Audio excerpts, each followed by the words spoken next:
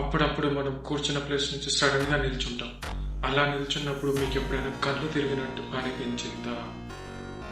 అప్పుడప్పుడు మన పక్క వాళ్ళకి పెద్దగా చల్లనిపించదు, కానీ మనకు మాత్రం విపరీతంగా చల్లేస్తుంది. కాళ్ళు చేతులు చల్లగైన ఫీలింగ్ వస్తుంది. అలా మీకు జరుగుతుందా?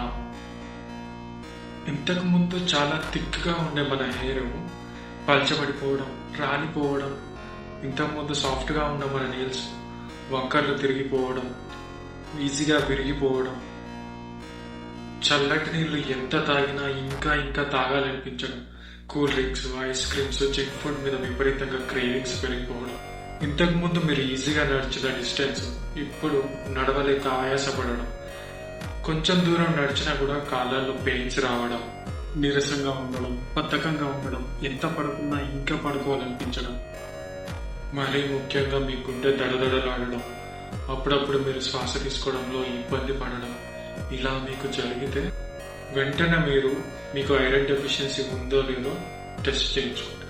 ఎందుకంటే ఐరన్ అనేది మన బాడీలో ఆక్సిజన్ని ట్రాన్స్పోర్ట్ చేస్తుంది. ఎప్పుడైతే మనకు ఐరన్ డెఫిషియన్సీ వస్తుందో అప్పుడు మన బ్రెయిన్కి ప్రాపర్గా ఆక్సిజన్ అందదు. అందువల్ల మనం సడన్గా నిలిచినప్పుడు కళ్ళు తిరిగినట్టు అవ్వడం. అలాగే ఐరన్ అనేది మన థైరాయిడ్ ప్రొడక్షన్లో కీ రోల్ ప్లే చేస్తుంది. సో ఎప్పుడైతే మనకు ఐరన్ డెఫిషియన్సీ ఉంటుందో అప్పుడు థైరాయిడ్ ప్రొడక్షన్ ప్రాపర్గా చేయడం, దానివల్ల మనకు ఎక్కువ చలిపెట్టినట్టు అనిపించడం, కాళ్ళు చేతులు చల్లబడిపోవడం, హెయిర్ ఫాల్, హెయిర్ థిన్నింగ్, ఇలా చాలా చాలా ప్రాబ్లమ్స్ వస్తూ ఉంటాయి. సో మీకు ఇంతకుముందు చెప్పిన సింటమ్స్ ఉంటే ఖచ్చితంగా ఐరన్ లెవెల్స్ని చెక్ చేయించుకోండి.